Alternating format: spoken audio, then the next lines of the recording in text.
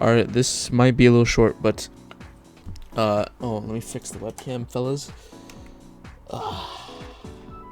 This is gonna be raw, so I'm gonna go to the 8-minute mark. I already recorded a 10-minute video. I spent 10 minutes ranting, and I'm low-key pissed off because my sound didn't save. So let's talk about this. So Dante Moore is going back to school. I said this is my last mock draft. It's like 10 o'clock at night, so I probably missed the daily upload, but it doesn't matter. Dante Moore is going back to school. And I said this last video. I said I don't know how much I like it. I still don't know how much I like it. There's pros and cons. First pro being he's gonna get more experience as a starting quarterback. He didn't get that much experience at UCLA, so you don't know how well he was going to do the NFL level, which I 100% agree. You don't know. Some of these guys who get plugged in immediately into these pro style offenses usually struggle at first, and especially with someone like Dante Moore, who in this scenario doesn't have many reps at quarterback starting wise. He played pretty good in his sample size. That's why he's going top 10, but you don't really know how well he's going to plug in immediately to the NFL, because pro offenses and college football offenses are so much more different. There's so much more variety, and just in general, just everything. So there's just so much more problems there, but so it's good for that in the scenario where he can figure out how to make reads, maybe call his own plays and audibles, read more defenses, play against some good competition too, play against Josh Hoover and the Indiana teammate once again, and yeah, you don't know how well he was going to do in the NFL, immediately getting put into predicament. And you could also say, I know people are saying this, I don't think this is the main reason, but I think it might have played a factor. I'm not really 100% sure. None of us really know besides Dante Moore himself, and his family and friends. But maybe you didn't want to get drafted to the Jets. I don't really like to entertain this idea, because if you're gonna get picked by a team, you're gonna get picked by a team. Like you're not gonna give them a half-ass because you didn't get picked by your favorite team. Like it's not gonna happen.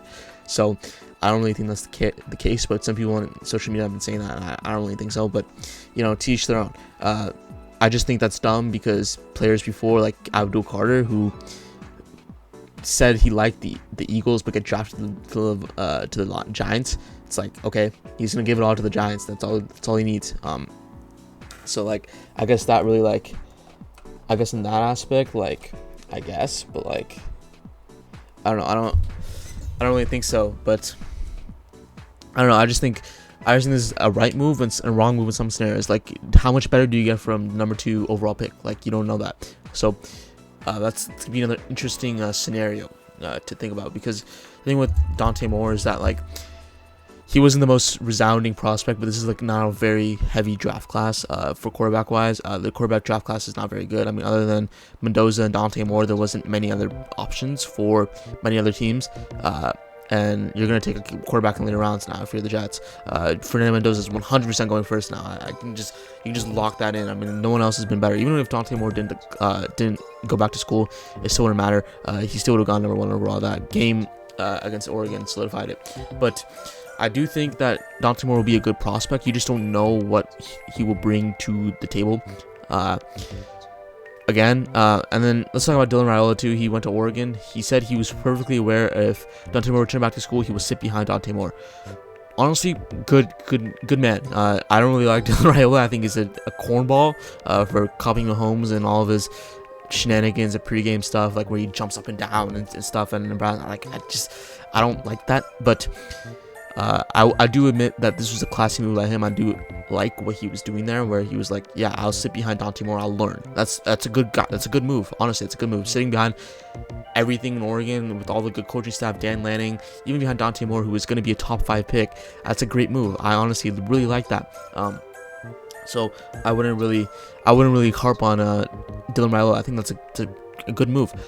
But for Dante Moore, I just don't understand why you would go back. In my opinion, there's some incentives of him going back, right? He gets the experience, he gets the plays. He's losing out on a little more money, but again, money isn't everything. He probably wants to play more, get more experience, which is fine. He probably wasn't confident, but I do think the money is worth it, and that rookie contract can really like change your life. It's like $38 million compared to what, like 5-6 for from NIL. Like, obviously $6 million is a crazy amount for a bunch of people, but compared to the NFL level, that's like 1/6 of it. Like, it's a little wishy-washy at that time, but it might be the right decision. I just don't know what influenced him. Maybe it was organizations too. There's just a bunch of moving parts, in my opinion. I think that maybe the organizations weren't in love with Dante Moore. Like, he would have to have a really good pro day, really good senior bowl, really good combine results if he decided to go. It's probably like a scenario like that where it's a really good, just good, how do I say this, like extracurricular stuff, not just on the field.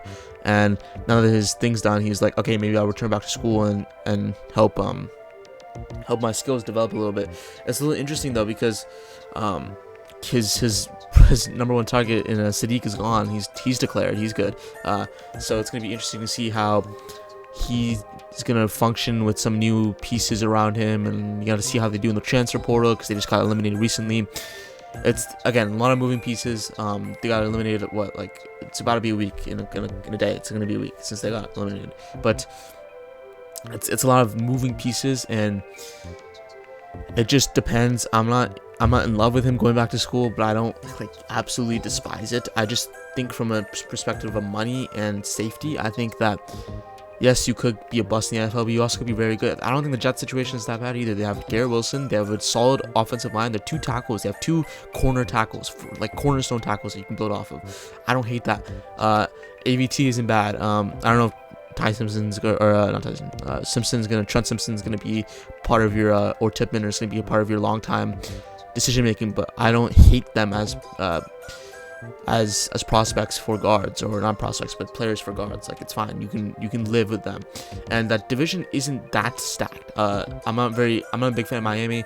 The Bills might fall off. The Patriots aren't really battle tested, I guess. They beat the Chargers, but I don't think they're like severely that bad to the point where you're like, oh wait, maybe I should stay back. Like, nothing's really that bad about this team, in my opinion. But I don't know, I just think that having Garrett Wilson and then having a second first round pick and 3 next year is a good situation to be drafted in. But there's going to be no quarterback worth reaching for, because there's damn no way they're going to draft Pavia or Klubnik or Trinidad or Nussmeier. Like, you're not going to draft those guys. So they're going to for certain take Arvo Reese, or I don't know, like a Maui Goa or a Cardinal Tate, or just trade back. This class is very weak, in my opinion. I think this is one of the weaker classes in the last 5 years. Other than 2023, this class has been very weak and very subpar. I think there's some blue chip talents in. I think Maui Noah. I just recently learned that it's pronounced Maui Noah, because they pronounce that Samoan culture. I think that's what I read online. I'm gonna start doing it so I don't feel like a white fraud. Anyways, so I like Maui Noah. I like Downs. I like Reese. I like Sonny Styles. I like Tate. I like, who else just comes off the top of my mind? Jeremiah Love. I think he's a blue chip prospect. Positional value does not count for this. This is like pure football players. Like, I think these guys are gonna be good in the NFL. I like Mekhi Lemon. I think he's a top end prospect. And I'll throw in David Bailey too. I think David Bailey would be a good pass rusher. I don't think he's gonna be a good 3-down lineman, but he will be a good pass rusher. But anyways, I'm just not very sold on him going back. That's the bottom line. It's getting very long.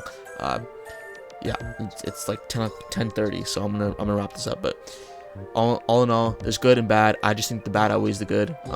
Take the money when you can. The Jets aren't that bad. Yes, you want to be more battle tested, but at the same time, I don't love it, but I don't hate it. So it's like I get it, but it's not what I would have done if I was in a scenario. But I'm not, so don't gotta worry about it.